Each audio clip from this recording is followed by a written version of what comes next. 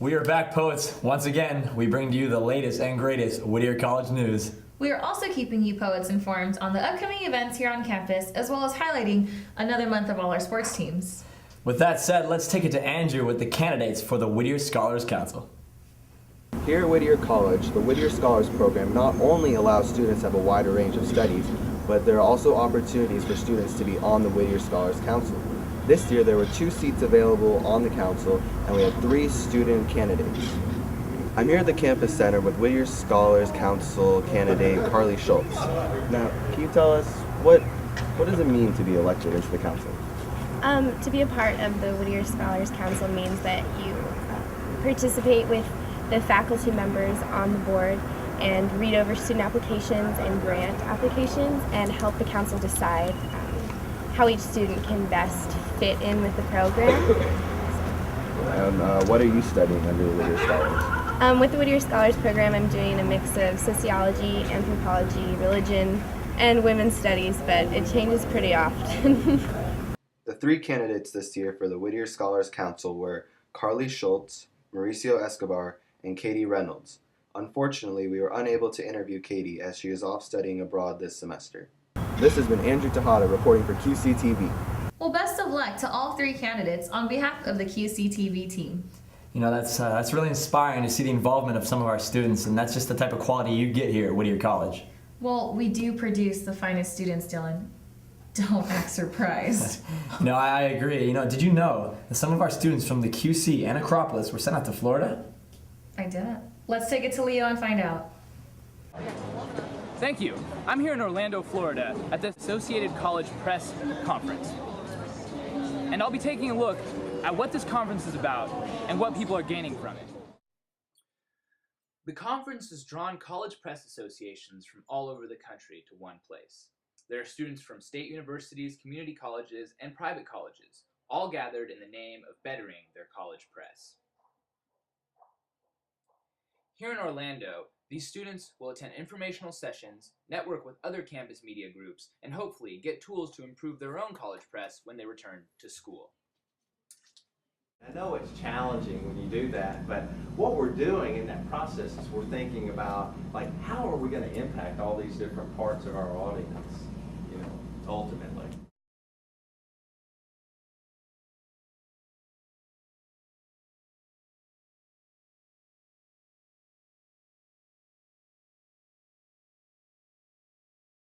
Hi, my name is Allie Bryson. I'm Chief Copy Editor of Fort Lewis College's The Independent News Magazine. We're a small school in Durango, Colorado. The conference has been really great. We've had a great time.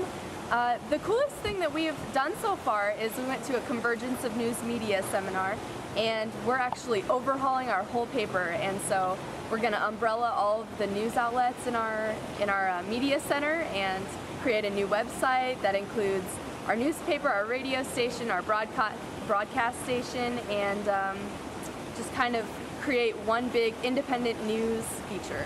So that's what we've learned, and we're going to get started as soon as we get home.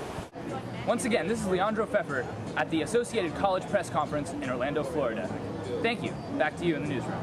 You know, Whittier poets go everywhere. No kidding. Well, now it's my favorite time, Poet Sports. Let's take a look. Bree? Hi, this is Bree Campanero, and I'm here to update you on Poet Athletics. Women's volleyball made the SCIAC postseason tournament after their victory against Laverne. Men's water polo had a close game against Chapman, but lost 8-9. Hang in there, water polo players. Men and women's cross country finished their season strong, men placing 5th and women placing 2nd in their SCIAC championship. Football had a win against Pomona-Pitzer in their last home game of the season. Final score was 45-22. Winning does not stop there for the Poets. Women's soccer defeated Occidental 4-1 on their senior night game, followed by a loss against Pomona-Pitzer, final score 5-1. Men's soccer is seeded 3rd in the SCIAC playoffs after their 4-0 win against Pomona-Pitzer. As fall season comes to an end, winter season sports are showing much promise. QCTV has a chance to get the inside look on up-and-coming strong swimmers who have the potential to make a good name for Whittier sports. Hi, I'm here with Tyler Eisner, a 4th-year diver on the Whittier College team. Tyler, tell us what you look forward to for the upcoming season. I'm looking forward to learning new dives and going to nationals. What kind of new dives are you learning this year?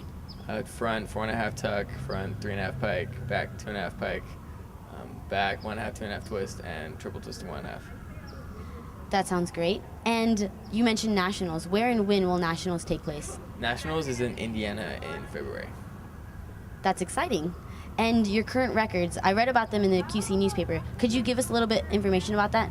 I have one first place record right now on 11 dives on the 3 meter. That's great. You can read more about Tyler's success in the 8th issue of the Quaker Campus. Thank you. Back to you in the studio.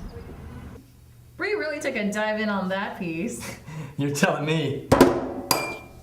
Anyways, our Poet Spotlight this month features a longboard champion. Victoria, fill us in. Thank you, Alex and Dylan. I'm here with Austin Nicasio, not only a poet but a champion too.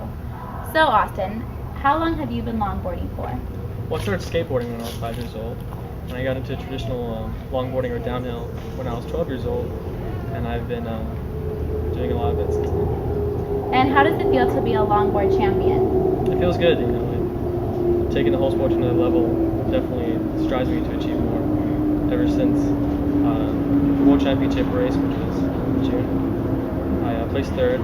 So my sponsors and my supporters have really taken me a lot more seriously. So it's good to be able to travel the world doing something I love. Wow, that's great. And where have you traveled to?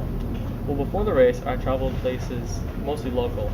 But ever since the race, which was in Washington, I've had the opportunity to take the Euro Tour, which will be next summer, and the South American Tour, which will be this time next year, which is all of Brazil and South America. Wow, that's amazing. And do you have any advice for those who want to start longboarding? Always know your limits. It's a really dangerous sport, and if you ever have any questions, you can contact me or anybody else to see who is in a longboard club, and we'll help get you into it. Are you a part of longboard club? Like, do you want to make it more active on campus? Yes, I'm part of the longboard club, but it's not really exactly the most active club on campus. And I like to see more action definitely in that club, and maybe if they'd let me take it over, I'd definitely do that. I think that's a great idea. Do you do anything else besides longboarding, like outside of that sport? Well, I run track and field, and I also do a lot of studying because, you know, we are at college and that's what it's about, right? Right. So any last comments, Austin, that you'd like to offer with your poets? Well, I encourage all the poets to get into downhill skateboarding and longboarding and give it a try. And also I'd like to thank my sponsors, GMR Skateboards, Ronin Trucks, Seismic Wheels, Extreme Board Shop, and 10-ton bearings. Well, thank you very much, Austin. This is Victoria Esker. Back to you in the studio. Not only is he a champion, but he's a humble student and a great athlete. Well, I'm a little anxious to see what's going on campus, Dylan. Let's take it to Jamie with upcoming events. Thanks, Alex and Dylan. I'm Jamie Rose Hernandez here with Professor Gil Gonzalez, who is currently directing the play Hedda Gabler. Professor Gonzalez, how have rehearsals for Hedda Gabler been going? Very well. We've only had about 5 rehearsals, so what we've been trying to do is just work through the text, try to make some choices, and feel our way through, and hopefully in another week we'll be really solid. The actors will be ready to put down their scripts, and then we'll start to really shape the play a little bit more accurately in terms of what you'll see in performance. When is Hedda Gabler and where will it be playing? Hedda Gabler opens up November 30th and runs through December 4th, Wednesday through Saturday evenings at 8 p.m., and the December 4th performance is a Sunday at 2 p.m.